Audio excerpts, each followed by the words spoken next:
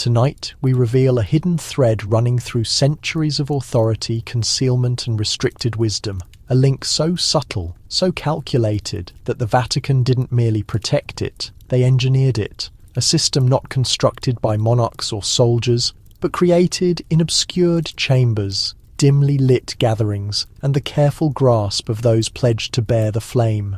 Its reach moulded kingdoms, steered breakthroughs, and safeguarded mysteries that could transform everything we believe about our past.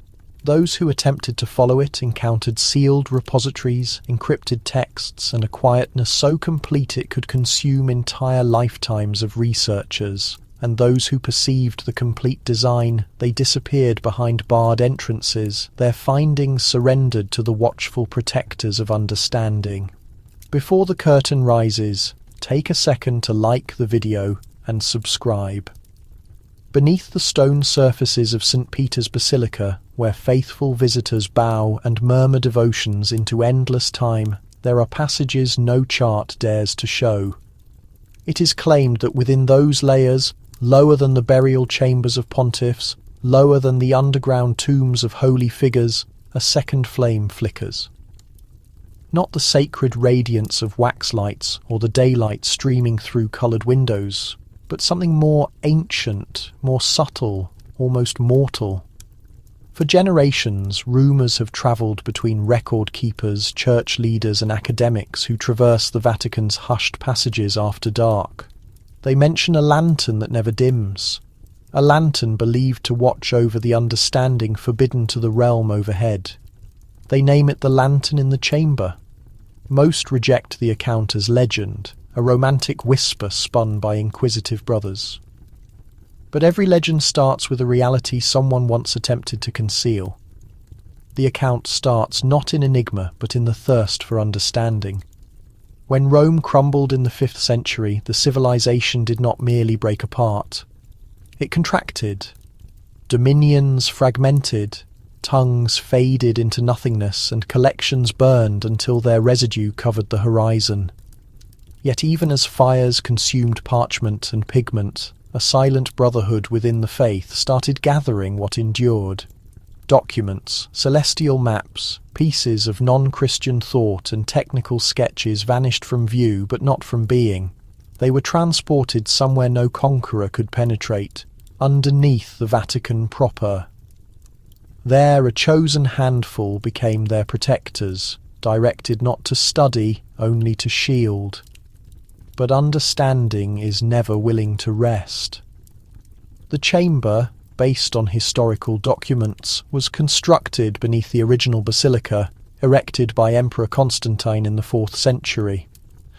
At its heart blazed a fire reported to have been kindled with liquid from the temple of Jupiter. Through the ages, that lantern evolved into an emblem for something the civilization was not yet prepared to confront: the junction between sacred belief and prohibited learning. It symbolized an uncomfortable partnership between those who worshipped the divine and those who pursued reality through logic. The two could never harmonize in open day, but in the darkness under Rome, they occupied the same illumination. Certain academics have discovered unusual entries in ancient Vatican records, mentions of custodes lucis, the guardians of the flame. Their responsibilities were never openly documented, yet the identical expression emerges in compositions from the Renaissance, the Enlightenment, and even in the restricted diaries of a Jesuit stargazer from 1643. Each instance it appears quietly, then vanishes once more, as if someone guaranteed the civilization would never trace the complete connection between them. When you stand in St. Peter's Square today and observe the rising monument, remember it once towered in Egypt, where holy men of another creed used it to indicate the ascent of the sun. Its darkness still traverses the basilica ground each day, reaching the identical stone beneath which the chamber is reported to lie. Perhaps that is no accident. Perhaps the institution that professes to deliver illumination to the civilization has always maintained another illumination concealed, one intended not for devotion but for comprehension. And if that lantern truly flickers, then it flickers not for the divine, but for the individuals who ventured to discover. In the stillness of a Benedictine abbey deep in the Italian mountains, a brother leans over a document lit by flickering light. It is the year 1272. His pen moves deliberately across the surface, transcribing a Latin homily about celestial hierarchy. But among the sentences he places a pale impression, scarcely noticeable to the inexperienced observer. A solitary term inscribed sideways in the border. Illuminati. For generations that term has borne sinister tales of hidden authority and invisible forces shaping the direction of civilization. Yet in that small ink marking, its significance is completely altered. It is not the title of a conspiracy or a brotherhood, but a marker, a murmur among academics who maintained that illumination did not arrive only from paradise, but also from the intellect. The volume Uncovered Generations, later in the Vatican collection, displays unusual markings on multiple surfaces. Rings around terms connected to understanding, reality, and perception. Small points underneath the characters L and U, creating arrangements that appear almost numerical. To the common scribe, these would look like mistakes, but to those who understood, they were the indication of a concealed fellowship.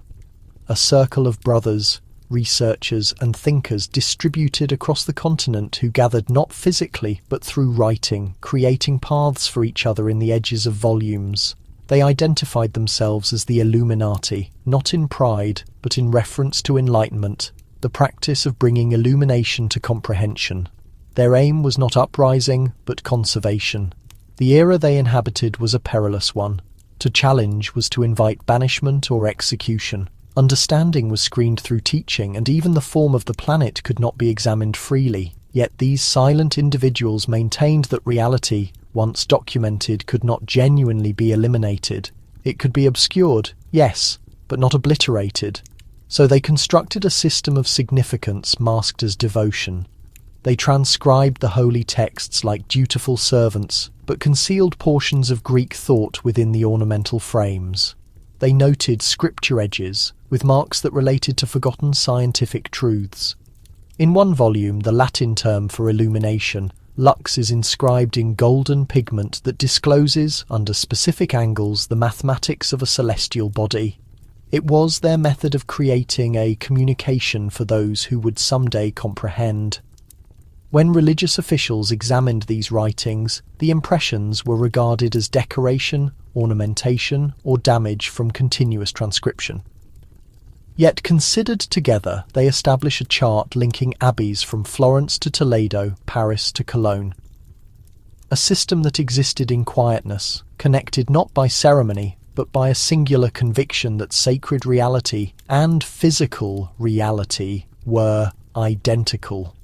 Academics later attempted to divide them, devotion on one side, logic on the opposite, but the Illuminati of the edges never recognized such a division. They maintained that to discover was to respect creation proper. And though their identities were never registered, their traces persist on the surfaces we still examine today. A subtle glow in the section of a text, a term left unclear, a designation inscribed where nobody was intended to search.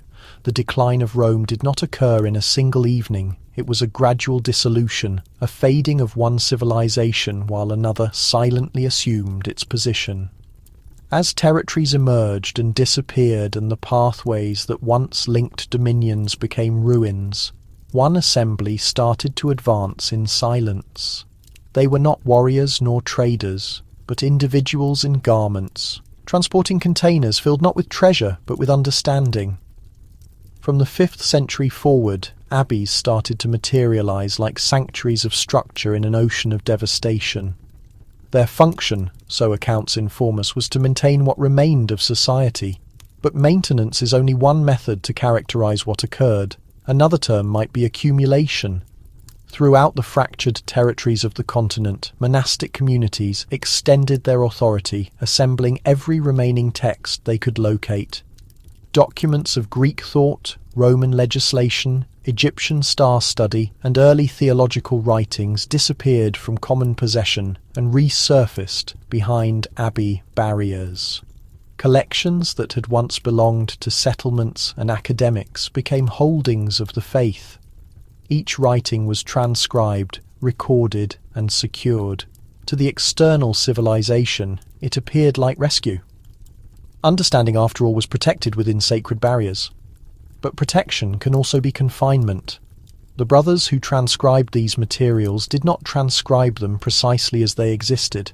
They converted them into Latin, often reducing, modifying, or excluding anything that did not correspond with teaching. A composition on the motion of celestial bodies might forfeit its examination of old deities. A writing on healing could be reconstructed as a meditation on sacred restoration, and once the duplicates were finished, the sources were preserved away or eliminated. The institution became the sole protector of recollection. No collection outside its control endured long in Spain. When the Visigoths destroyed settlements, brothers arrived afterward to rescue what persisted in France. As conflicts moved through Gaul, monasteries arose to gather the remains. Even in remote Britain, where society had nearly disappeared, abbeys like Lindisfarne became stations of understanding, dispatching their scribes to assemble what minimal the non-Christian communities had abandoned behind. Through time, an extensive system of writing chambers extended across the territory. Each abbey functioned as a point, directing information toward one primary location: the Vatican. What started as a mission of devotion transformed into a silent consolidation of control. Those who pursued learning had no option but to pursue it. Through the institution, separate academics could no longer confirm what was accurate. There was only one interpretation of the past, one interpretation of knowledge, one interpretation of reality, and it resided with the individuals who inscribed it in the divine name. Yet within this age of accumulation, something exceptional also occurred. Some brothers, conscious of what was being forfeited, started to create subtle impressions within the writings. Minor marks, obscured citations, portions of prohibited materials woven among passages. They could not resist openly, but they could create traces for the future. And in those pale traces, the illumination of understanding persisted, awaiting the moment it would be liberated again. Quietness is often confused with tranquility, but in the extended passages of authority, quietness is rarely produced from serenity. It is constructed, moulded, and preserved like construction. Following the decline of Rome, when disorder dominated the territory and devotion became the fresh authority, the Vatican discovered that quietness could be more powerful than any military. A blade can end a life, but quietness can eliminate a concept. By the 7th century, this recognition had developed into a technique. There was no requirement to destroy every prohibited volume when one could merely conceal it. No requirement to suppress uprising when bewilderment could make uprising unattainable. The designers of quietness understood that dominance was not accomplished through proclamation, but through determining who was permitted to voice at all. Suppression was the initial stratum of this structure. It started with the catalogue of prohibited volumes, generations later in official designation, but executed long prior. If a writing challenged teaching, it was condemned as blasphemy. If it presented queries that devotion could not resolve, it was marked hazardous. But this was not the obvious suppression of dictators. It was a subtle elimination, an absent sentence in a duplicated text, a removed surface, a volume no longer duplicated at all. Complete schools of consideration disappeared, not in combustion, but in deletion. The subsequent stratum was possession. The institution positioned itself as the protector of understanding, asserting that only those trained in theology could safely interpret the learning of the ancients. Thus, the chambers and collections became prisons of document. An academic might recognize a volume existed, but could never grasp it. Possession, disguised as security, made ignorance seem righteous. The third stratum was postponement. When a breakthrough could not be rejected, it could be deferred. Generations elapsed between creation and recognition, between breakthrough and authorization. The structure was exceptional. Reality was never completely eliminated, only decelerated, maintained just behind the current, so that civilization would always stay reliant on the institution that professed to protect it. Quietness in this manner became strategy. It was not inscribed in legislation, but integrated in procedure. Brothers transcribed what was sanctioned. Holy men declared what was allowed, and generation after generation accepted that what they did not recognize must not be valuable recognizing. Through time, quietness became undetectable. Individuals ceased noticing what was absent. They forgot there had ever been additional to discover. In this stillness, the Vatican's authority intensified, not through aggression, but through void. The less the civilization recalled, the more it depended on those who professed to recall for them. And yet, even within this manufactured quiet, minor tremors of disagreement remained. A murmur here, a concealed illustration there, a brother who transcribed a prohibited term in the section of a surface. They were minuscule fractures in the barriers of quietness, evidence that no matter how meticulously quietness is constructed, it can never be flawless. And in those fractures, the illumination of reality waited patiently, understanding that someday someone would perceive again. Long before satellites and electronic charts, there were individuals who calculated the civilization by touch, by celestial bodies, and by devotion. They were named cartographers and cosmographers, though in reality they were something else completely, protectors of prohibited understanding. During the Middle Ages, when the Vatican's influence reached across every section of the continent, these map-makers existed in the obscurity between religion and breakthrough. To the institution, a chart was not simply an instrument of travel, it was a declaration of conviction. To illustrate the civilization was to establish creation proper, and only one authority was allowed to establish what the divine had produced. Yet from the 12th century forward, silent figures started to emerge across abbeys and harbour communities. They laboured in quietness, recording coastlines that official charts refused to recognise, marking celestial bodies that had no position in the firmament. According to teaching, each chart was an admission of inquisitiveness, a hazard, a defiance. Illustrated in pigment, the most talented among them were employed by bishops or abbots to generate ecclesiastical maps. Their labour was anticipated to celebrate sacred structure, to position Jerusalem at the middle of the civilization, to remove territories and populations that did not match scriptural geography.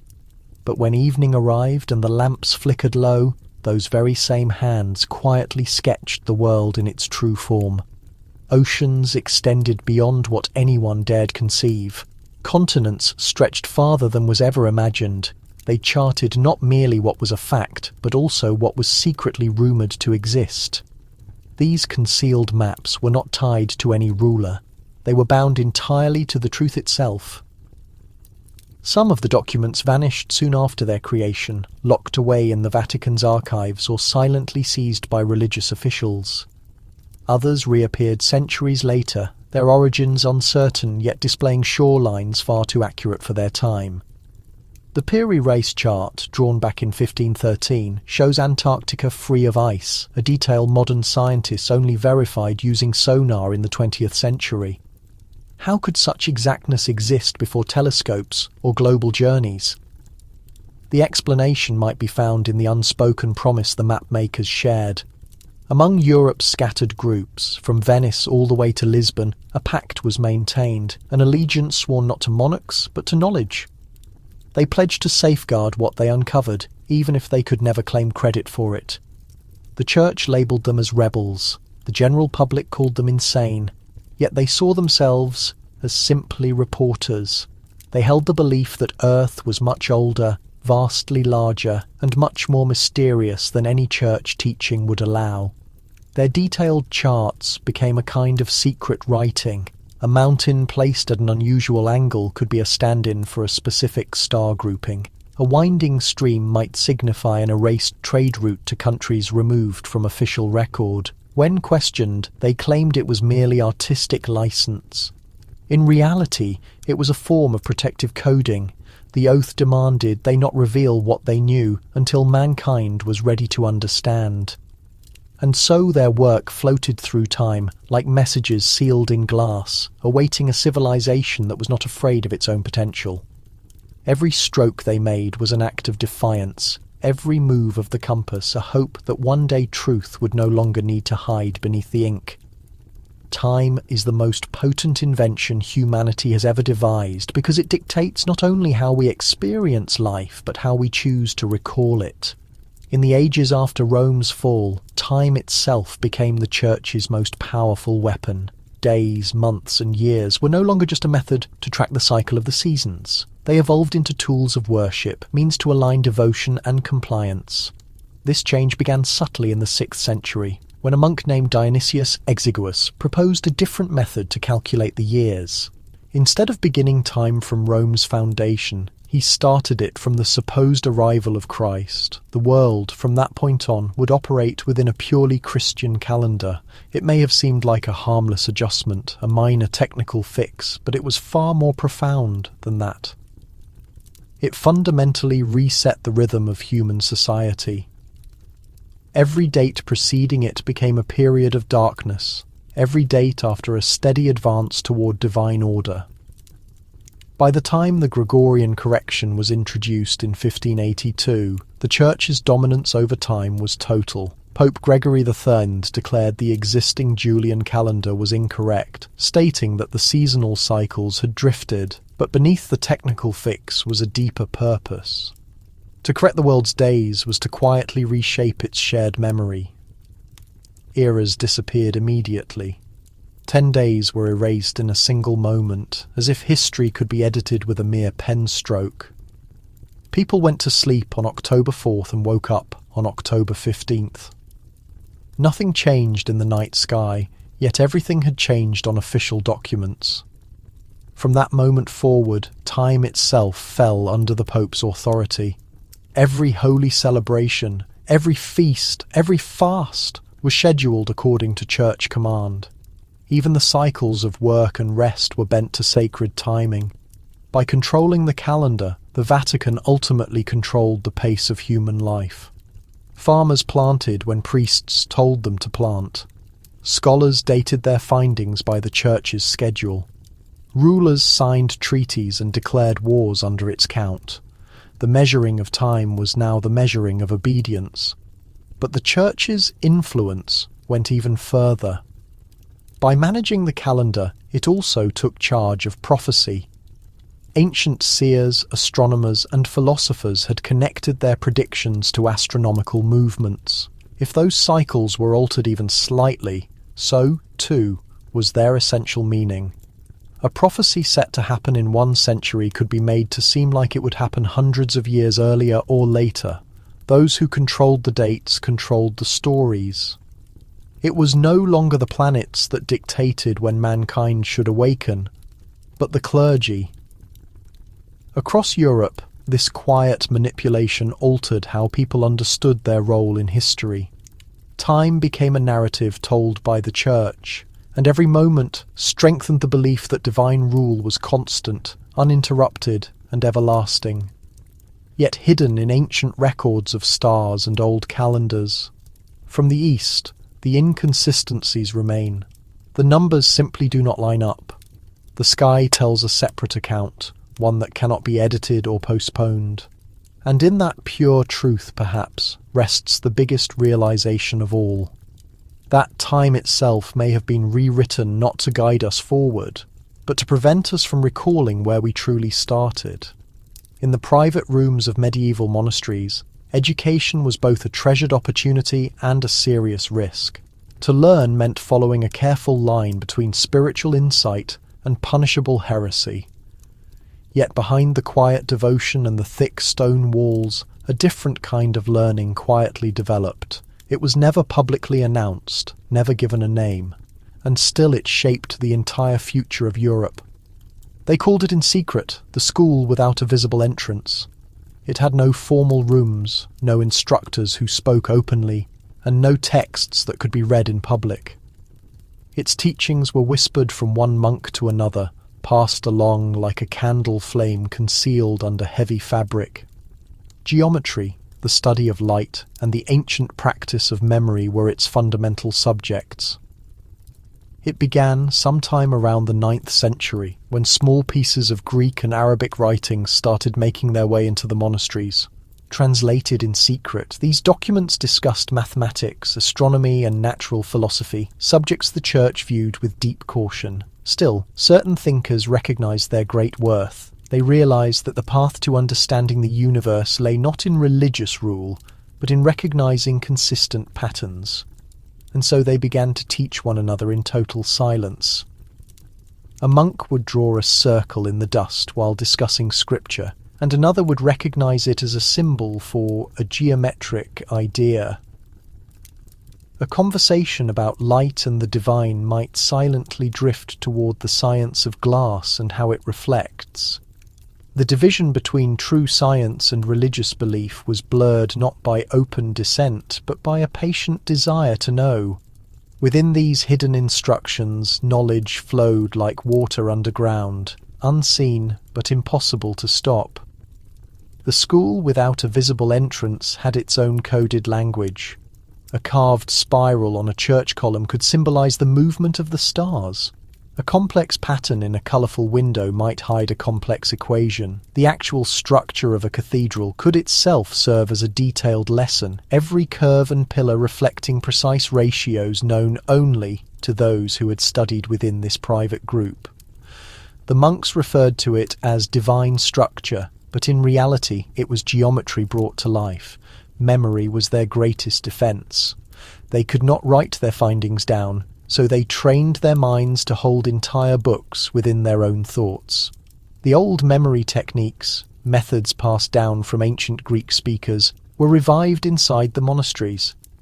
Students would envision massive rooms within their minds, each one filled with images and diagrams representing the ideas they had learned. Knowledge was kept not on written pages, but in the realm of the imagination. It was safer that way, because ink could be erased, but a strong memory could never be taken away. Over the centuries, the school without a visible entrance spread from one monastery to another, from Italy up to France, and from France onto England.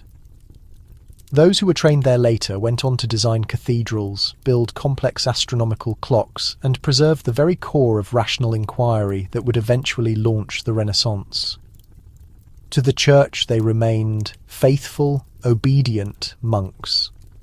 To history they became the quiet architects of modern knowledge. They proved that even when massive walls are constructed to restrict truth, the mind will always discover a way to simply pass through. Faith is like a looking glass. It shows what people want to be true, offering them an image of perfect order, clear purpose, and spiritual confidence. Independent thought is like a small fire. It burns right through that reflection, constantly searching for what exists beneath it. In the long eras when the Church controlled Europe's intellectual life, both the looking glass and the small fire existed side by side, yet they were never truly equal. The Vatican soon realized that the human urge to inquire could never be fully extinguished. It could only be carefully managed, granted in small doses to those who could handle it, and kept hidden from those who might allow it to spread. The great irony of the Middle Ages was that the Church, while claiming to be the guardian of spiritual truth, also protected human knowledge. And in doing so, it became both the keeper and the ultimate jailer of the human intellect. Inside the monastery walls, monks meticulously copied not only sacred texts, but fragments of prohibited science, philosophy, and mathematical theory. They were told that these works existed solely to praise God. Yet, deep down, many understood they served another purpose as well: the endless, constant desire to understand the world. Religious faith offered the looking glass in which the world saw its own stable reflection, but in the private minds of certain scholars the flame of inquiry flickered constantly. For the priests, faith represented perfect security. For the critical thinkers, faith was merely transparent glass, clear enough to see through if one dared to look. The flame they nurtured was never openly visible. It burned inside private libraries during quiet, low-voiced arguments, in the soft glow of a candle cast upon a piece of paper. The Vatican's oversight was never absolute. It required people who could think just not too independently. The flame was useful when it could clarify dogma, but extremely dangerous when it questioned it. So an unstated pact was formed, one that endured for hundreds of years. Knowledge would be permitted to grow, but only so long as it remained inside the mirror's border. Anything that threatened to shatter that boundary was instantly forbidden. The scholars who walked this dangerous line were not heretics. They were the essential go-betweens, the chosen intellects who were given the flame and swore never to disclose its source. They used elaborate symbols to obscure the true meaning, writing about heavenly beings when they actually meant stars, about divine plan when they were discussing geometry. Their finished works appeared to be religious writings, but their true equations were hidden within the cadence of a prayer. To the devout, they were spiritual icons of learning. To each other, they were simply protectors of the spark. The Church called this delicate balance divine accord, but in reality, it was an entirely managed illusion. A reflection without a true source is only a repeated image. A fire without the necessary air is bound to die, and yet the flame survived, passing from one generation to the next, conveyed like a secret torch from monk to philosopher, and from philosopher to the earlier scientist. When the Renaissance finally arrived, many believed the flame had just been ignited. But in truth, it had been burning the entire time, kept safe behind the mirror of faith, waiting for the precise moment when it would finally be free to shine without any fear. There was a period when the most consequential words in all of Europe were found not in formal publications or sermons, but in specific letters. These were not common messages, but documents that travelled from one monastery to another with no return address and no specific person named to receive them. They were carefully written in elegant Latin, sealed with wax, and carried by monks who were strictly instructed never to ask about their origin or their destination. These were famously known as the Letters to Nowhere. Their content was often odd, sometimes quite poetic, sometimes deeply mathematical, and always deliberately incomplete. Every letter contained a puzzle or a challenging question rather than a definitive answer. What is pure light without any shadow? How many circles are contained within the human soul? What happens when time folds back on itself before Sunday comes?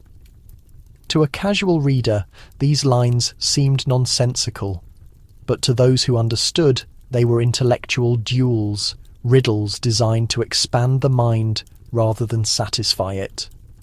The letters created a hidden intellectual exchange among thinkers who could never afford to meet in person. The era was simply too hazardous for open intellectual debate.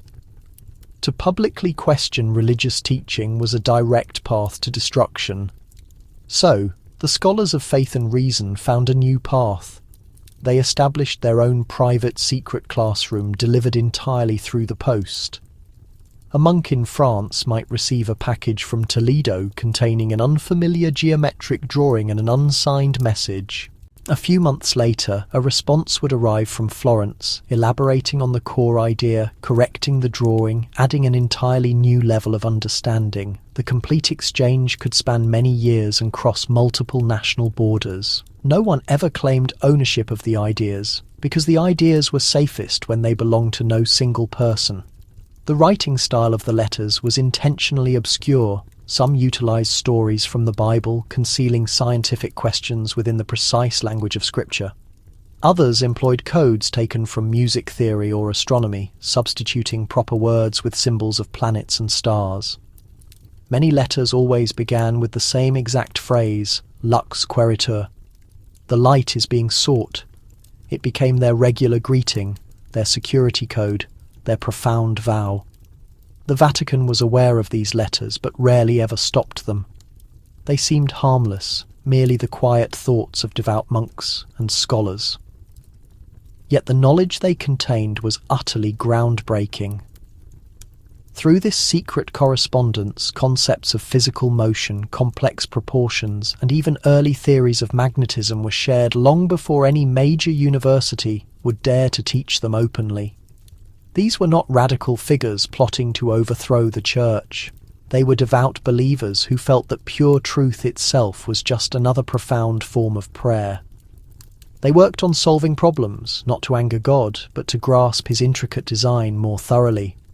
And so they wrote, with quiet humility, in complete secrecy, sending their thoughts out into the vast unknown, trusting that somewhere another dedicated seeker would discover them. Many of these letters have been lost forever, destroyed by the passage of time, or simply buried in dusty old archives where no one ever reads anymore. But a select few survived, hidden in the blank spaces of old books or mistakenly filed away in forgotten wooden chests. They serve to remind us that essential knowledge does not always travel down public, well-lit hallways. Sometimes it moves very quietly, wrapped up in old parchment, nameless and completely unseen. And though countless centuries have now passed, their message remains exactly the same. The light is being sought, always. When people walk inside a great cathedral, they see a solemn space for worship. But to those who understand its private language, it is actually a comprehensive book written permanently in stone. Every arch, every massive pillar, and every window is a complex sentence. Every specific ratio a single word in a secret architectural grammar, a grammar known only to those who were the original builders. During the 12th and 13th centuries, when Europe was supposedly immersed in total darkness, cathedrals began to rise all over the continent like massive mountains of brilliant light. Chartres, Notre Dame, Canterbury, Cologne. Their sophisticated designs seemed to simply emerge from nowhere. Yet they all shared mathematical patterns too precise to be mere chance. Geometry was the guiding principle for every single line. Circles placed within triangles, triangles placed within squares, all connected by the divine golden ratio, the same exact proportion found in seashells and in the stars above. The master builders referred to it as divine measure, but it was about more than simple faith. It was pure mathematics transformed into a powerful piece of music, the undeniable vibration of truth made permanently visible.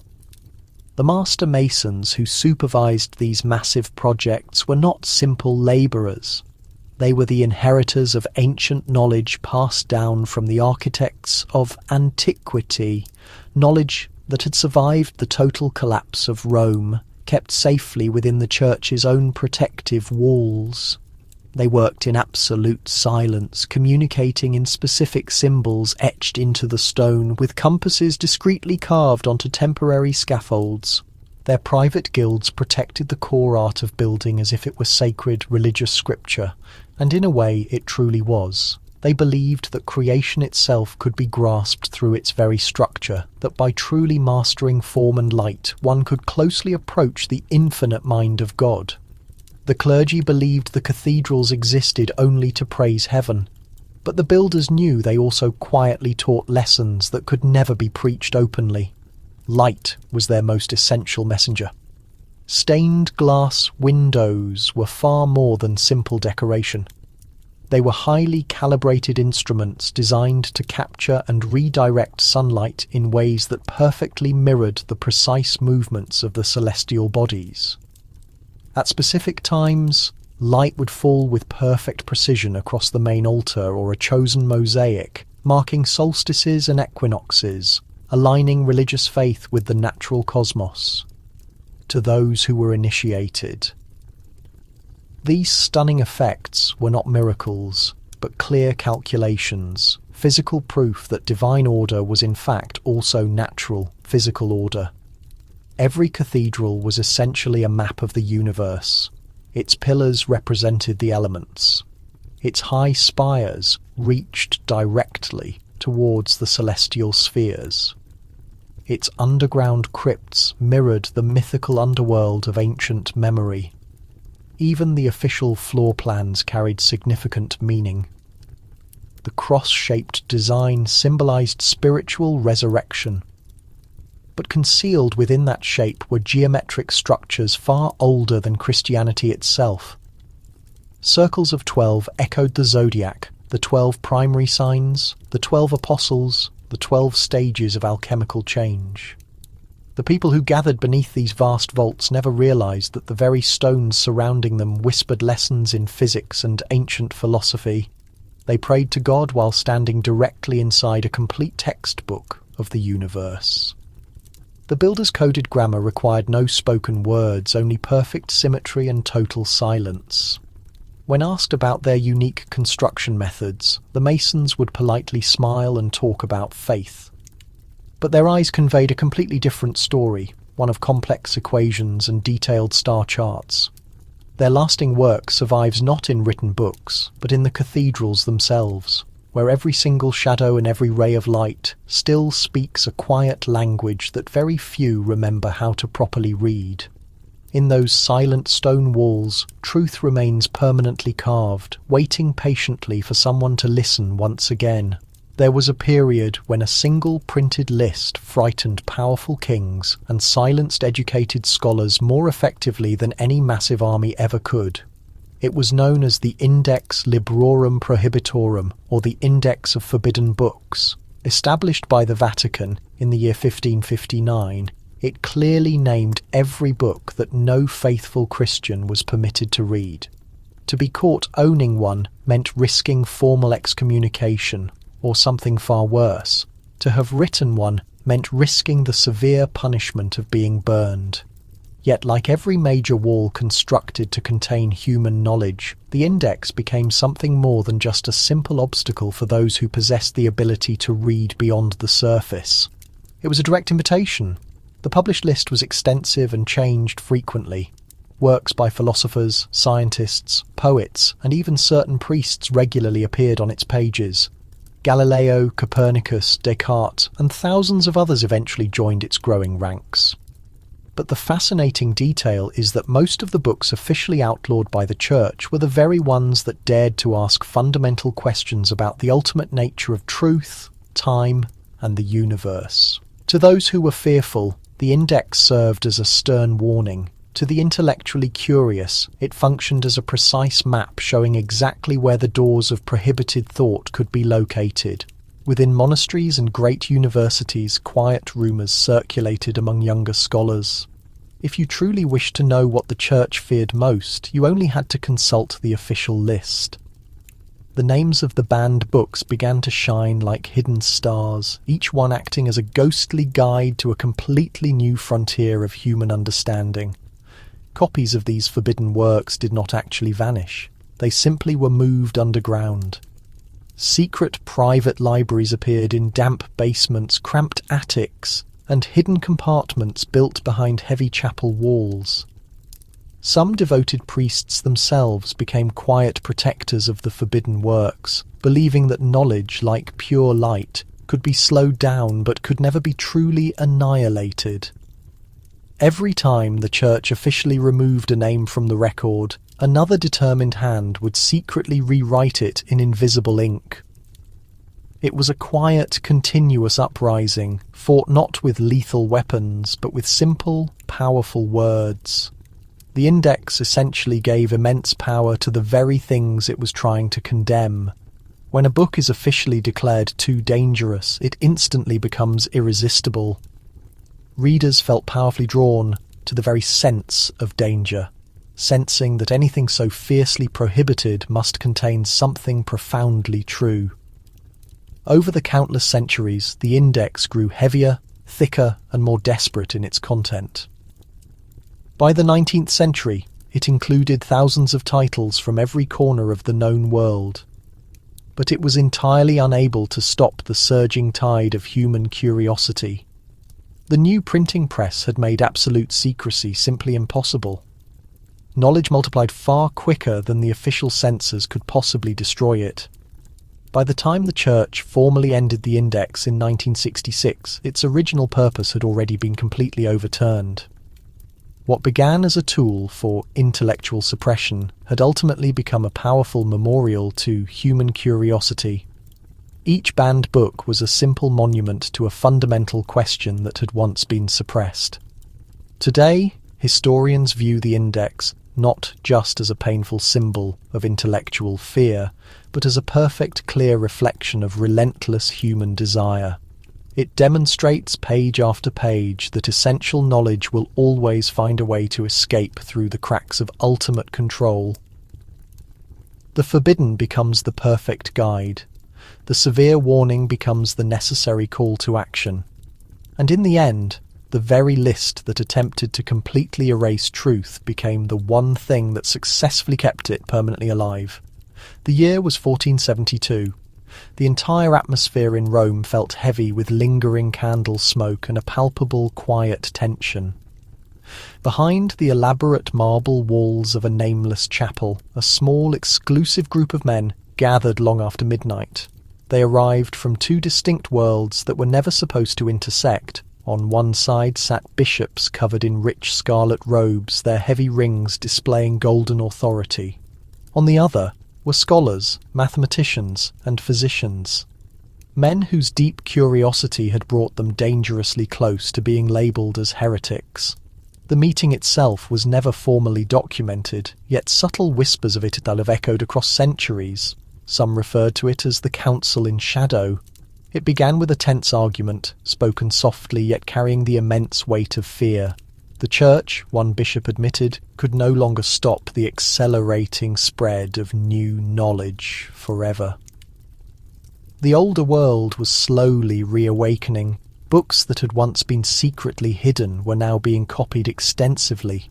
Ideas that had once been profoundly buried were beginning to find an audible voice. Yet, to simply allow that light to shine without restriction would seriously jeopardize the Church's total authority. Civilization, they gravely declared, was like a delicate flame. It had the power to warm, but it also had the dangerous potential to rapidly burn. The scholars listened in complete silence. They knew the profound truth of this statement. All across Europe, new breakthroughs in optics, mechanics, and medical science were quickly awakening independent minds. But each new revelation carried an inherent risk. For every single discovery, there was a looming inquisition. For every deep question posed, there was the threat of a prison cell. The Church understood it could not permanently suppress knowledge without entirely destroying the very order it was trying to maintain. The scholars knew they could not widely disseminate knowledge without directly inviting their own swift deaths. Something had to be secretly negotiated, and so, in that secluded room, a quiet agreement was successfully reached. The Church agreed not to completely extinguish the lamp of learning, only to carefully conceal it beneath a heavy cloth veil. The savants would be permitted to continue their essential work under the protection of wealthy patronage, as long as their new findings remained carefully hidden within religious language. A detailed book on astronomy could only discuss divine harmony. A careful study of the human body had to be presented as nothing more than praise for creation. True knowledge would successfully survive, but it would be permanently disguised. One bishop ceremoniously placed a single candle at the centre of the wooden table. "This," he announced, "is pure knowledge. We will ensure it stays lit, but we must never allow it to be seen without the cloth covering." The scholars readily agreed, some out of pure fear, some out of profound wisdom.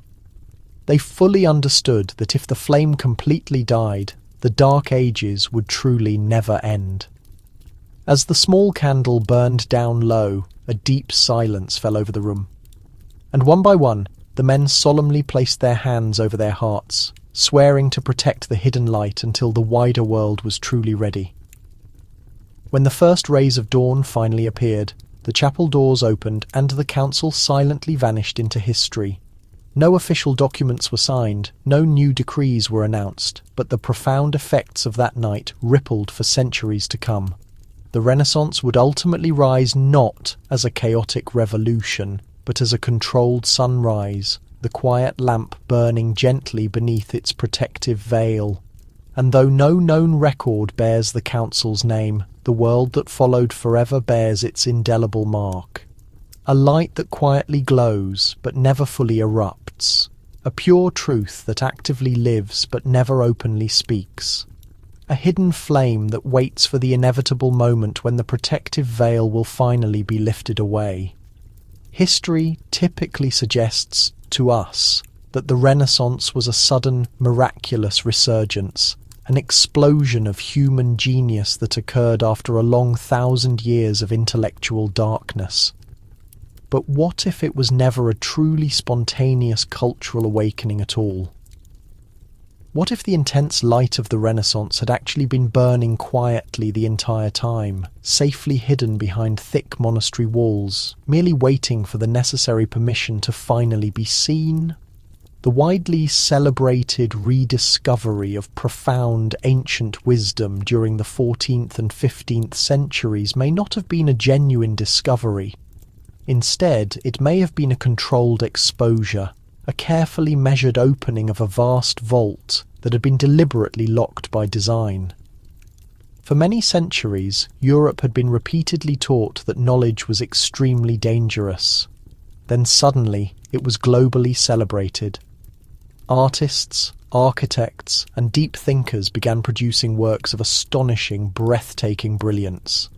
And the whole world was told that humanity had finally woken up from its long, deep intellectual sleep. But no great civilization can advance that quickly without extensive prior preparation. The powerful ideas that fully blossomed during the Renaissance did not just materialize out of thin air. They came directly from the quiet, hidden schools of thought, the secret scriptoriums, the well-guarded archives where officially forbidden manuscripts had been meticulously copied and preserved in complete secrecy.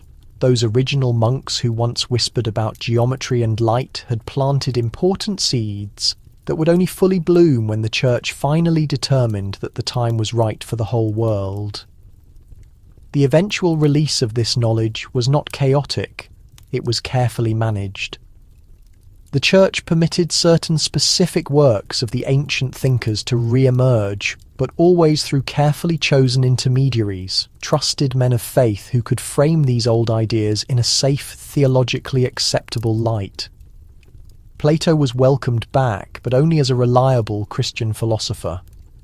Pythagoras was praised, but solely as a committed servant of divine order. Even Copernicus, hundreds of years later, would formally dedicate his dangerous heliocentric theory directly to the Pope himself, as if seeking necessary permission to simply tell the physical truth. The pattern was incredibly clear. Knowledge flowed again, but only through narrow, controlled channels that the Church was easily able to manage. The great artists, too, were a key part of this planned release. Leonardo da Vinci, Michelangelo, Botticelli and others were far more than just brilliant geniuses. They were also insiders of a deeper, quieter intellectual current. Their creations showed not just beauty, but contained precise geometry, astronomy, and complex symbolism that was much more than simple decoration. The Vatican funded their efforts, exhibited their masterpieces, and thus dictated the very image of enlightenment the people would accept. The Renaissance, therefore, represented both a revealing of knowledge and a powerful holding back. The general populace was given enough information to believe in their own freedom, while the deepest underlying facts stayed hidden beneath painted canvas and stone. It served as a necessary pressure release, subtly easing the tension of ancient secrecy without ever giving up the overall command. The Catholic Church adapted its strategies because it had no other choice. The whole world was evolving rapidly. Printing machines were circulating concepts faster than any authority could destroy them, and human beings were once again turning their focus toward the heavens. So the Vatican changed its public role. It appointed itself the protector of progress. despite having maintained its existence in the dark for so long. By taking this action, it guaranteed that even the resurgence of rational thought would occur under its supreme approval. The Renaissance was never a genuine new beginning. It was a single window, carefully opened just enough to make the world feel it had independently discovered something. But past that limited view, the great vault of knowledge remained securely shut. The name itself appeared for the first time in the handwritten margins of an old document, indistinct and nearly unreadable. Illuminati. It simply described the truly enlightened ones, but not with the modern meaning we recognize today. Initially, it was not the formal title of a clandestine order or a secret society. It was a hushed word, whispered among academics, friars and adventurers who transported difficult knowledge across prohibited boundaries. They were never revolutionaries. They were the silent carriers of understanding, individuals who moved effortlessly between spiritual and secular circles, transporting concepts too controversial to remain localized. As the Renaissance broadened and the flow of information intensified, a distinct pattern emerged. In every location where essential wisdom was concealed, a handful of bold individuals stepped forward to ensure its continuation. In Florence, painters depicted angels using the secret angles of the cosmos. In Prague, alchemists concealed dangerous experiments behind rituals of devotion. In Spain, deep thinkers communicated using ciphers to protect their own lives. They shared no written agreement, no central office, no special greeting. Yet they all lived by the identical unwritten rule that true understanding must survive. With the passage of time, people outside this group began to recognize the similarities. Identical figures surfaced in majestic cathedrals and in private libraries separated by immense distances. The same phrases emerged in private correspondence written decades apart. The same foundational geometry reappeared in different artistic creations under various signatures. The Church dismissed it as pure chance. The true scholars described it as a vital act of preservation. But among the very few who grasped the entire picture, one name began to take hold: the Illuminati. Not a standardized organization, but a perfect reflection, representing anyone who had the courage to pursue and safeguard truth beneath a public mask of conformity. By the 1500s, the term possessed a subtle influence.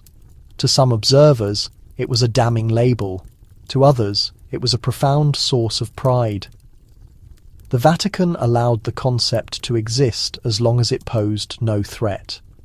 It could even be used to advantage if the general population accepted a mysterious group of brilliant minds operating just under the Church's oversight. This reinforced the image that true enlightenment was still channeled through sanctioned holy means. But beneath that carefully crafted public image, actual people were risking everything to keep crucial ideas alive.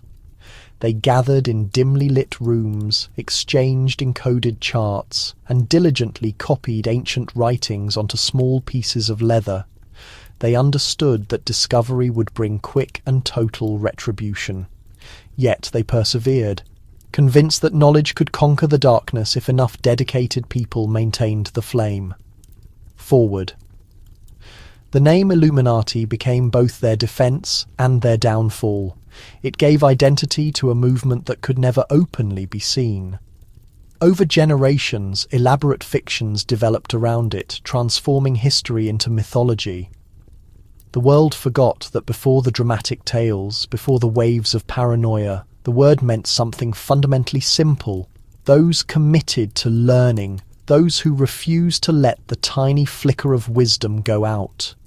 And perhaps this simple definition is the deepest form of illumination. Not immense secret authority, not total global control, but the quiet, profound determination to carry intellectual light when the world desperately prefers to remain in the shadows. In the mid-16th century, a brand new religious order emerged within the Church, one designed to control the next 400 years of history. More effective than any monarch or fighting force, they were initially known as the Society of Jesus.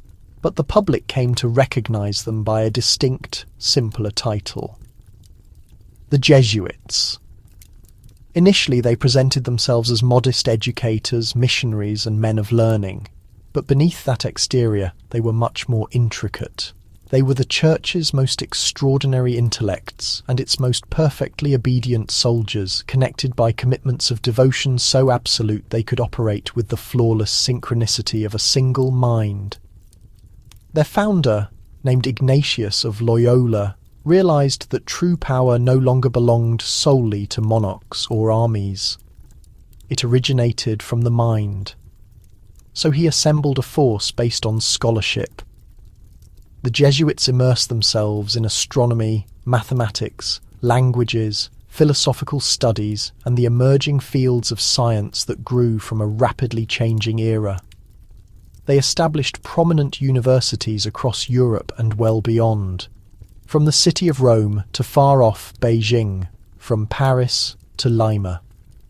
Their schools became the essential engine of advanced teaching, graduating generations of thinkers, clerics, and future leaders. To the outside world, they appeared as the guardians of learning. To the Vatican, they were both an offensive weapon and a powerful defensive layer. Wherever new ideas took root, the Jesuits were there, meticulously cataloguing it, translating its findings, and making judgments on which insights were safe for public viewing. Their vast libraries housed ancient manuscripts that no one else was authorized to access. Their advanced observatories charted the celestial movements using instruments superior to any others found in Europe. Their correspondence spanned continents, delivering detailed reports on unknown cultures, fresh innovations, and discoveries that few outside their small circle ever saw. It was extraordinary intellect obscured by absolute privacy, and that level of privacy fueled widespread anxiety. Some saw them as benevolent protectors of wisdom, subtly guiding humankind toward perfect societal order. Others viewed them as insidious manipulators, modifying true understanding to secure their own power. The definitive truth, as always, rests in the middle. The Jesuits were both. They successfully safeguarded knowledge that other groups would have destroyed, yet they also exerted total control over what others were permitted to know. Their global reach was enormous, so immense that even ruling monarchs started to distrust it. They counselled royalty, educated future princes, and had private access to the ear of the popes. When they spoke, entire nations listened carefully. When they remained silent, people nervously speculated why. To many observers, their strict self-control looked like profound devotion. To others, it appeared like systemic manipulation. The Jesuits constructed astronomical observatories to study the stars, yet they reported only those findings that matched the official church doctrines. They opened esteemed schools to disseminate instruction, yet every single lesson pointed back to the identical conclusion.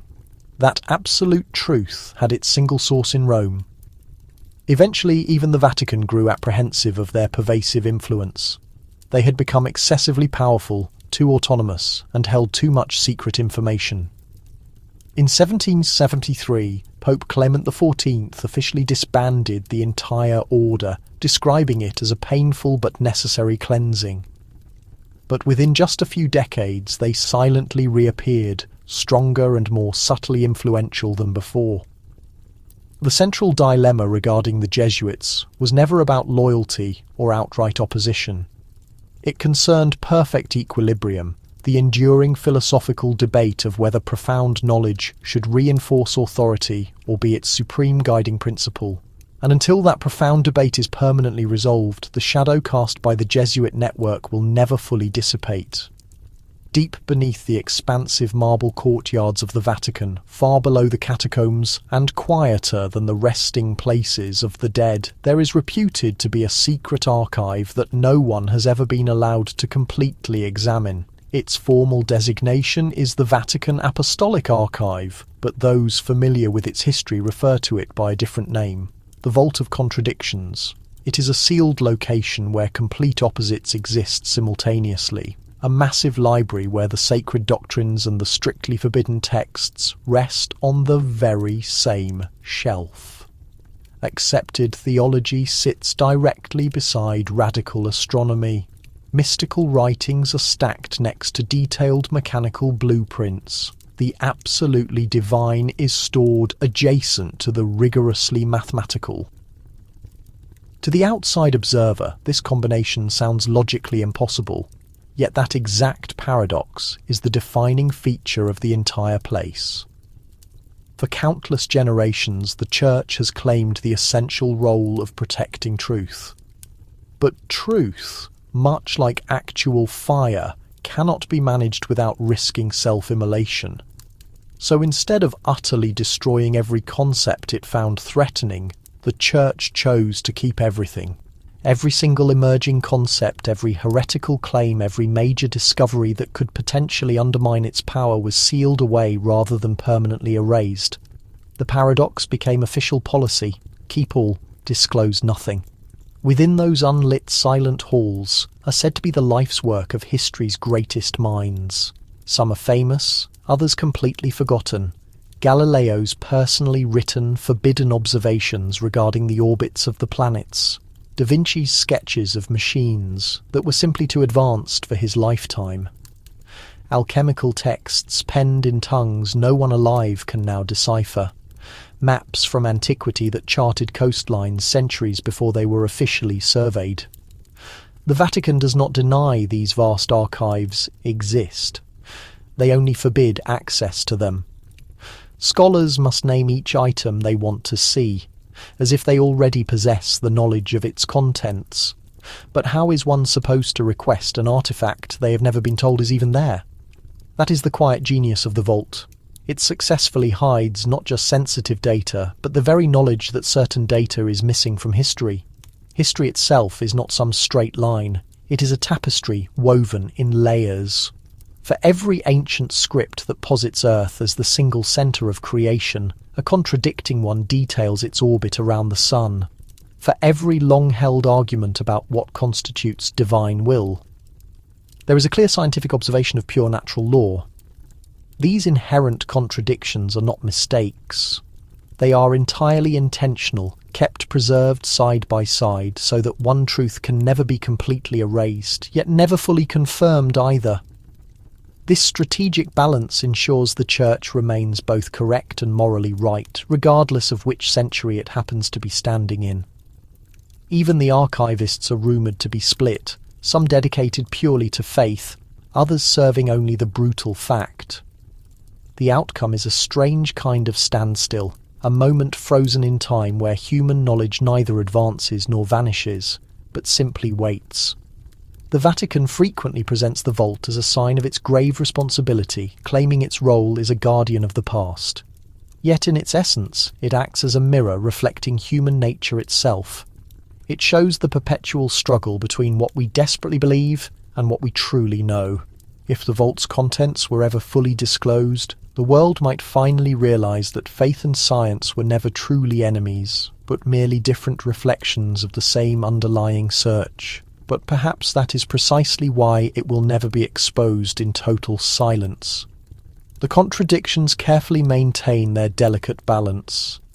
And the vault continues its work, guarding not only the secrets of the Church, but the uncomfortable truth about humanity's deep need to believe and its crippling fear to genuinely know. There was a time in history when new knowledge was not just debated academically, it was subjected to judicial ruling, and the courtroom was less a place of justice and more a dramatic stage. During the late Middle Ages and the following centuries, the Church strategically transformed the honest pursuit of truth into elaborate theatre. The heresy trials were never intended to accurately determine guilt or innocence. They were merely lessons carefully staged to show the world precisely where the fence line was drawn between acceptable faith and forbidden thought. The immediate audience was not simply the gathered crowd, but all of Europe watching through whispers, fear, and sermons. When the Inquisition issued a summons for a scholar, philosopher, or even a monk, it was not only to inflict punishment, it was to carefully construct a narrative, a story where the act of questioning became unforgivable sin and unquestioning obedience became the key to survival. The heretic became the explicit warning, his eventual silence, the resounding applause. The 1633 trial of Galileo is the one everyone remembers best. But it was only one small act in a much longer ongoing play. Standing before that religious tribunal, he was not required to prove that the earth revolved around the sun. He was asked instead to publicly denounce that truth for the sake of public order. When he is said to have whispered that the earth still moves, it was not an act of proud defiance, it was utter despair.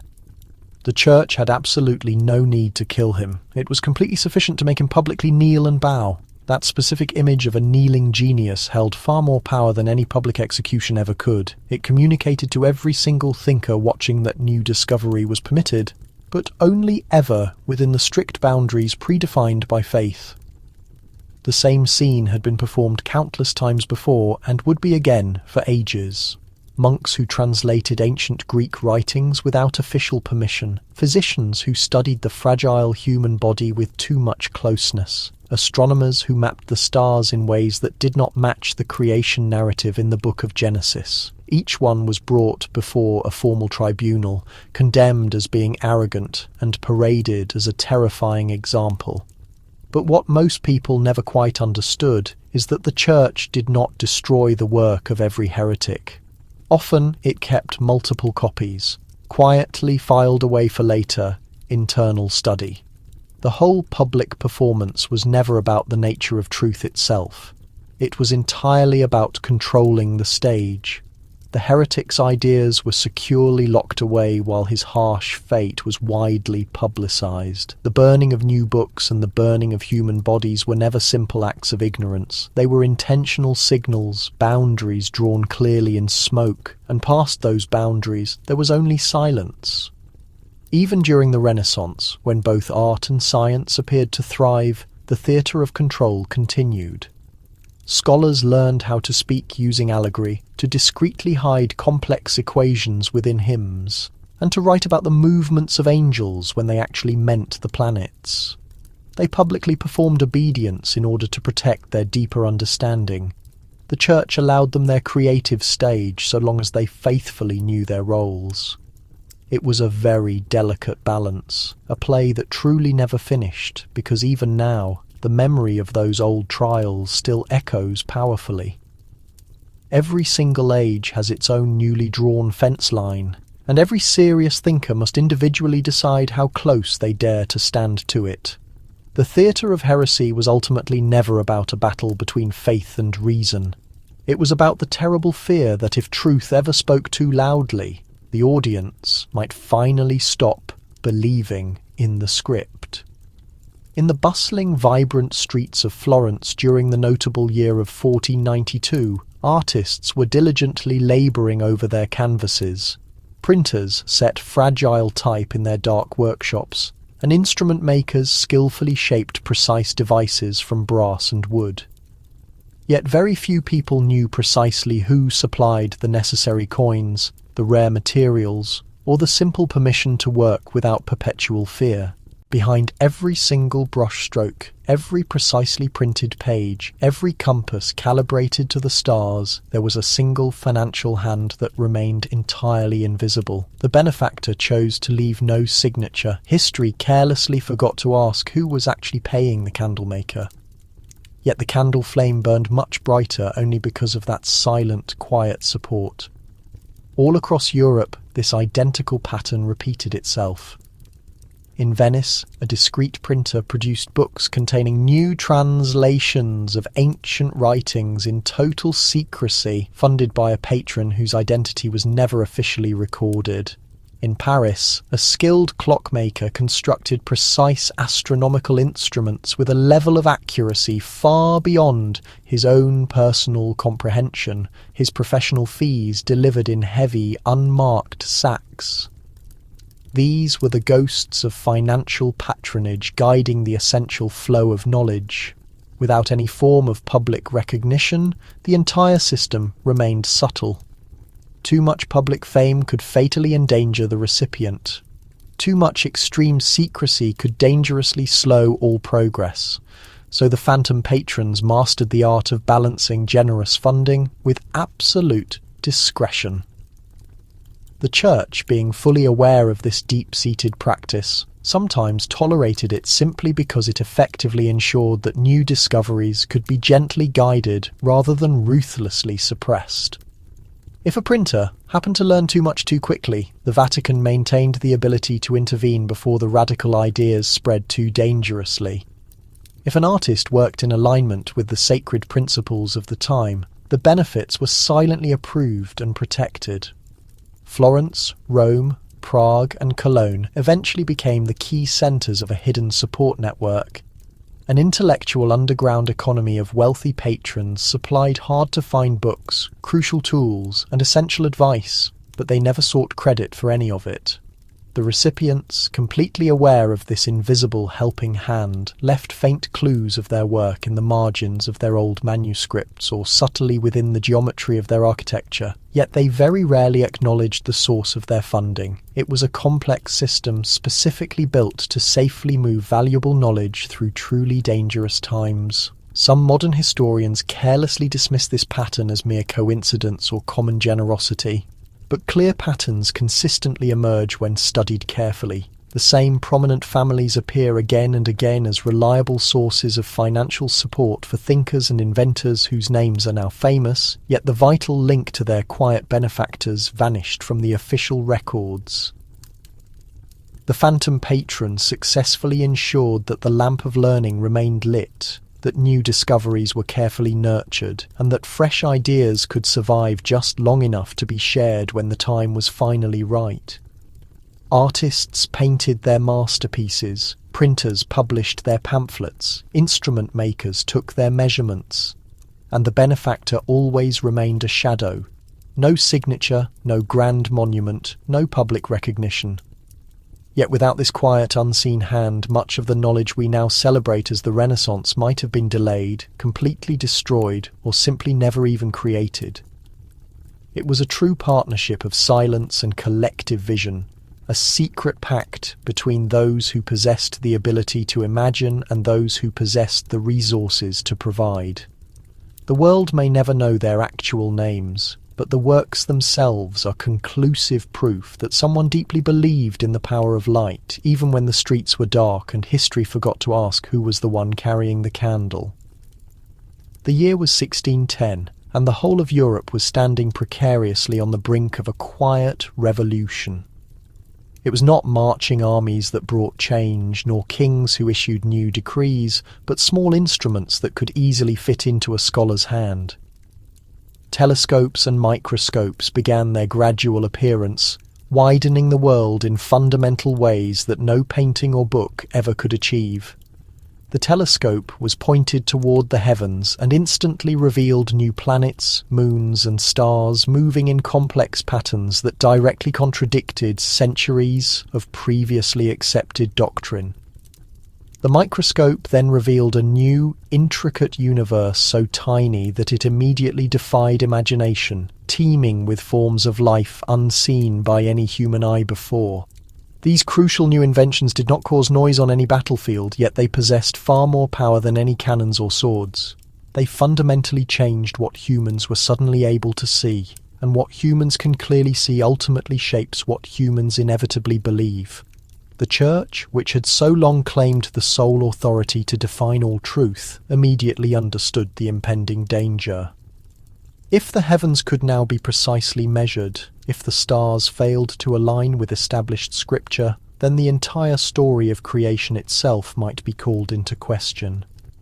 Galileo, who had peered through his simple telescope in 1610, and discovered new moons orbiting Jupiter, fully understood this profound risk. His observations did not merely expand scientific knowledge, they undermined centuries of unquestioned religious authority, showing a cosmos in constant motion rather than a fixed, God-centered universe. The microscope, although less immediately dramatic, was no less revolutionary. Antony van Leeuwenhoek, a century later, discovered a secret world of tiny living creatures. Life existed in forms no one had ever imagined, and suddenly humans could see clearly that the universe was far more complex than any religious texts had ever claimed. These inventions were truly dangerous not because they had the power to kill, but because they had the power to enlighten. They offered a direct way to bypass the fear filter of sanctioned knowledge, to directly witness objective reality without imposed interpretation. Every simple lens represented a challenge to authority and control, a new intellectual frontier that authority could no longer completely dictate. Yet total control was immediately attempted. Galileo was eventually forced to recant. He was imprisoned under house arrest. Early microscopists worked in total silence, careful not to draw any attention to discoveries that might be deemed heretical. Even the simple instruments themselves were eventually regulated. Those who built telescopes and microscopes often did so in secret, passing their delicate designs quietly among only trusted hands. The flame of inquiry had to be contained even as it grew stronger and burned brighter. The revolutions brought on by the lens were subtle initially, but their wide-ranging consequences could never be entirely hidden. By widening the visible world, they simultaneously expanded human thought itself. Minds began to question that if the smallest unseen things could reveal such astonishing truths, what else had been deliberately hidden by authority for countless centuries? The telescope and the microscope proved conclusively that objective observation could not be completely censored. Knowledge could certainly be delayed. Secrets could be stored safely. But once sight had been permanently given, the world would never again look at the universe in the same way. In the quiet turning of polished glass and the careful bending of light, genuine power dramatically shifted. The smallest inventions became the most dangerous of all because they made it entirely impossible to remain blind. And once humans were finally able to see, they could never unsee. By the 17th century, Europe had become a continent defined by books. Public libraries began their slow rise in major cities from Paris to Florence, Venice to London. Scholars, hungry students and curious citizens could now read and learn in profound ways that were simply impossible just a few generations before. Knowledge appeared to flow freely, like an expanding river across the entire continent. Yet underneath this public apparent openness, a different system operated quietly, almost completely invisibly. It was known as the double archive. For every single book that was accepted into the public library, there was a quiet counterpart that was explicitly withheld, carefully catalogued, and noted in a secret ledger reserved only for the eyes of a select few. The general population was allowed to study scripture, philosophy, and officially sanctioned sciences.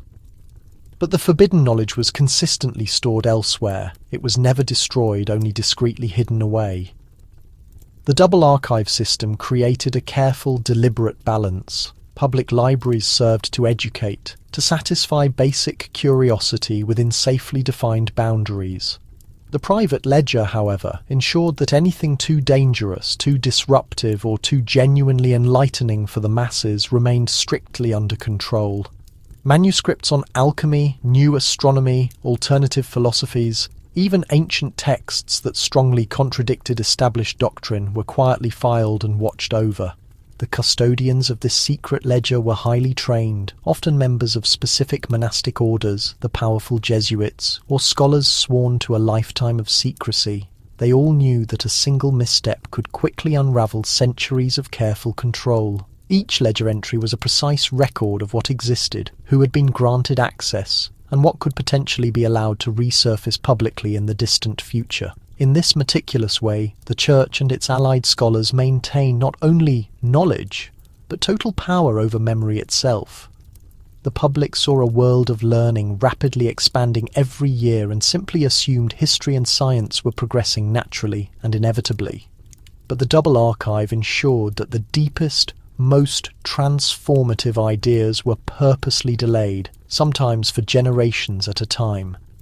It was a quiet form of governance, completely invisible to the majority. Yet it was profoundly effective.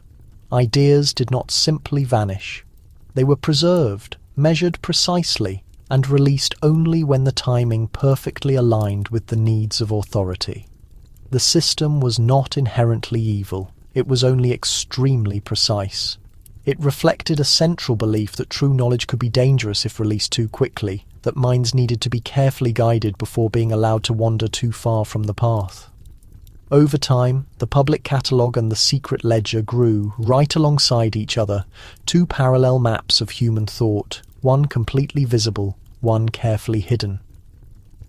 Scholars who were eventually granted access to the double archive understood completely that power and wisdom were fundamentally inseparable. To know what the public could not was to understand history, science, and culture in ways most people could never imagine.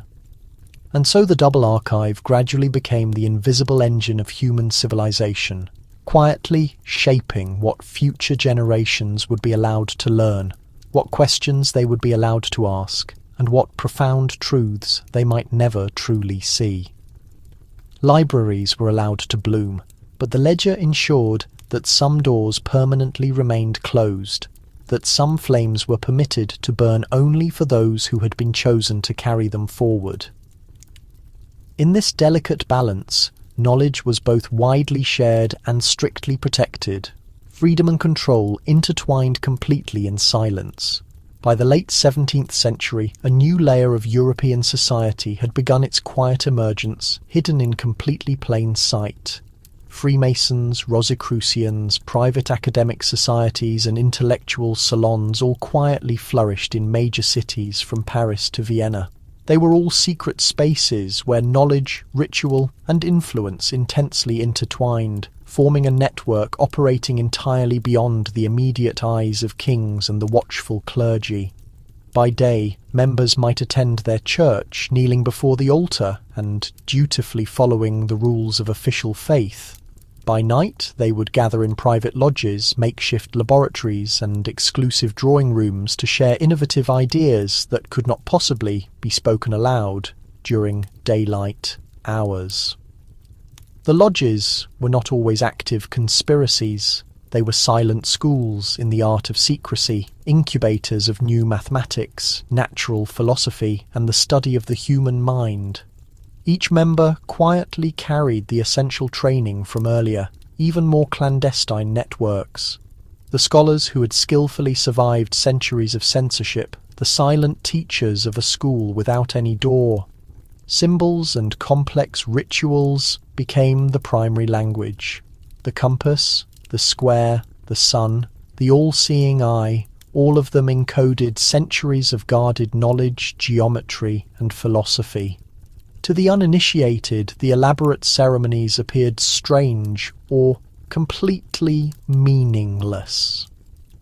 But to those who truly understood, every subtle handshake, every emblem, every deliberate architectural choice conveyed lessons too dangerous to ever publish in print. Within these hidden networks, competition and cooperation existed in perfect equal measure. Academies and salons openly vied to attract the brightest, most innovative minds, the ones most capable of true innovation. Yet they also carefully shared crucial discoveries only after dusk. Knowledge was simultaneously a tool of status and a shared responsibility. The Rosicrucians carefully traced their lineage to mysticism far older than the Church. Claiming guarded secrets from Egypt and Babylon, they passed down delicate handwritten manuscripts filled with coded metaphysics and powerful alchemical formulas. The Freemasons, originally master stone builders, maintained an architectural wisdom that preserved deep geometry, astronomy, and the precise art of proportion. Each society fiercely guarded its own specific methods. Yet whenever a single member crossed boundaries, some knowledge inevitably flowed, quietly connecting the hidden intellectual dots of Europe's map. In this way, the lodges became an effective parallel network to the church-controlled archives. sometimes cooperating, sometimes directly contesting or threatening authority, members carefully learned when to follow the official rules and when to act beyond them in secret. In the high salons of Paris, philosophers openly debated new radical ideas that would have been immediately heretical in public. In London, master artisans shared designs that clearly reflected centuries of hidden study. In Vienna, mathematicians exchanged complex calculations that would later guide global navigation and new astronomy. Yet throughout all of it, the masks remained firmly in place. One was forbidden to reveal too much information, and one was forbidden to reveal too little. Success depended entirely on perfect discretion. The Church watched carefully from the shadows, fully aware of these growing networks, but often unable to intervene without revealing its own significant gaps in control. Knowledge moved in parallel, hidden streams, sometimes briefly touching, sometimes carefully avoiding each other, but always flowing forward. By the 18th century, these various lodges and masks had become absolutely essential to Europe's intellectual survival. They preserved vital lessons, shared light in the darkness, and successfully trained minds that would eventually question every core assumption about history, science, and ultimate authority. And though public records almost never acknowledged their existence, the lodges ensured that truth, like a single hidden flame, never entirely died out. They were the invisible bridges between the solemn chapel and the active laboratory, between faith and reason, between obedience and burning curiosity, shaping a world that would awaken fully only when the time was finally right for it. By the 18th century, Europe had entered what some historians now label the Age of Exposure. The printing press, now widely established and efficient, had begun to relentlessly churn out new newspapers, informational pamphlets, and massive encyclopedias at a dizzying speed unimaginable in earlier centuries. Knowledge, once so tightly contained within cold stone walls and secret libraries, was rapidly spilling into public view. For the first time in hundreds of years, ordinary people could directly read about science, philosophy, and history without needing to rely on religious intermediaries. Yet the primary response from those who had so long guarded the flow of information was not outright panic, nor was it open destruction. The old, blunt methods of censorship had quietly evolved. The Church and other governing authorities correctly understood that controlling the vast roaring fire of knowledge now required a much gentler, more subtle hand. Instead of publicly burning books or overtly imprisoning authors, they began to guide the information flow, carefully ensuring that only certain ideas were allowed to spread widely, while others were quietly omitted, successfully lost in the overwhelming flood of new paper. Encyclopedias became both a powerful tool of the Enlightenment and a means of highly selective memory. Editors carefully chose which particular discoveries to highlight and which historical periods to summarize in ways that successfully omitted any inconvenient truths. Whole sections of concealed information could vanish simply because they were never published, and the general populace would never realize what had been deliberately held back. Printing technology brought certain realities to light, but it also offered a shield for those seeking to exert control. Newspapers covered daily affairs, yet seldom explored the deep historical origins that might question established authority. This era of widespread dissemination was a contradiction. Illumination was provided, but shadows persisted. The populace gained literacy, yet they consumed material that someone else had deemed appropriate for public consumption.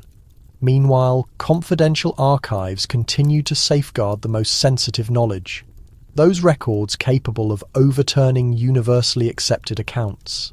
These findings had been maintained over centuries by religious orders, academics, and secretive organizations. The public was convinced they were witnessing a world fully unveiled, but much remained intentionally hidden, even within educational settings. School curricula reflected this dual approach. Students learned scientific facts and historical narratives, yet frequently the deeper connections, the disputed breakthroughs, and the suppressed innovations were left out. While information was spreading, edited newspapers and reference books served as both sources of insight and distorting mirrors. The reader caught a glimpse of reality, but only the parts considered permissible. History was no longer unwritten in silence, but it was reshaped through deliberate omission. And yet this exposure could not be fully contained. Ideas that could not be openly suppressed found means to endure. Researchers presented observations using coded terminology or within specialized journals. Philosophers concealed revolutionary concepts within fiction or verse. Artists depicted truths through symbolism, architectural design encoded mathematical laws, and musical composition carried proportions and patterns that echoed the lessons of ancient, clandestine schools. The period of revelation was not an overthrow of knowledge, but a regulated broadening of its reach. It balanced disclosure with limitation. It represented a delicate negotiation between genuine curiosity and established power, demonstrating that clarity could be shared, yet never fully unrestricted.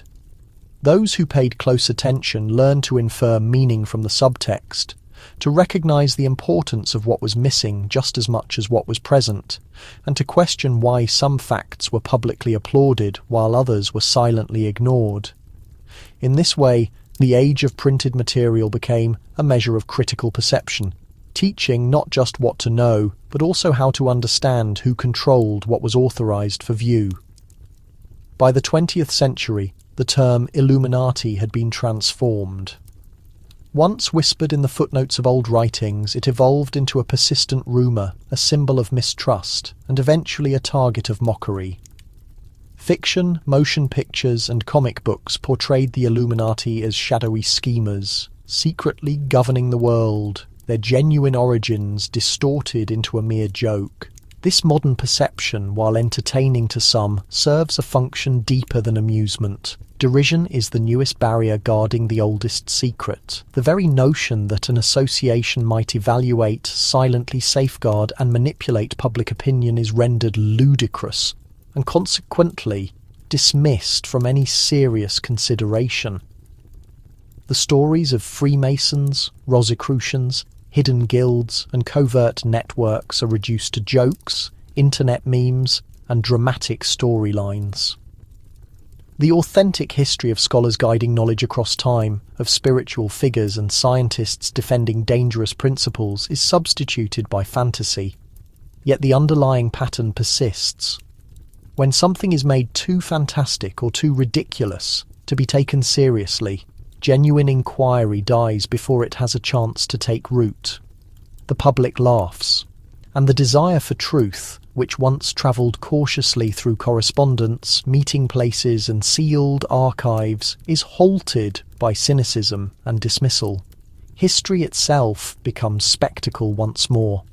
Only now the performers are creative license and satire rather than investigators and judges. The concealed repositories remain closed, the secret records are obscured, and the wisdom encoded in great buildings and historical documents is disregarded because the audience cannot accept it as genuine.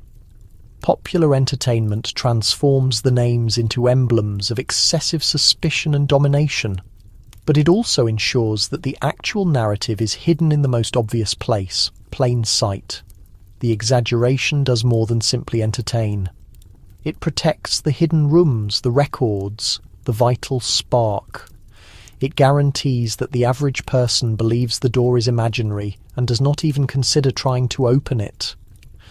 Academics who once moved discreetly among religious centres, society halls and universities become, in the popular imagination, characters from a fictional world. Their devotion, their painstaking preservation of learning, their delicate balancing act between concealment and disclosure are forgotten. The current-day version is a calculated form of selective amnesia, as subtle as any historical censorship.